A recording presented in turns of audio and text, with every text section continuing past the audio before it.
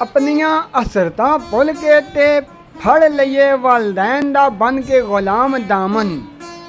हर दम गुस्ताखी तू बच जाइए अथू छोड़िए ना साहिबे एहतराम दामन। खिदमत वालदैन लिखा कुरान अंदर बंदे लई सवाब दुआ में दामन। दोनों काबले एहतराम महताब साइयां तखो चमकदे नाल दोम दाम दामन। बिस्मिल्लाह आखा मां दे नां ताई अल्लाह वल्लों मिलिया मां दा जाम दामन। उफ तक ना आखी मां दी ममता नूं लिखिया रब दे विच कलाम दामन। दामन मां दा अरगिस छोड़िए ना बेशक अपना हो जाए बदनाम दामन।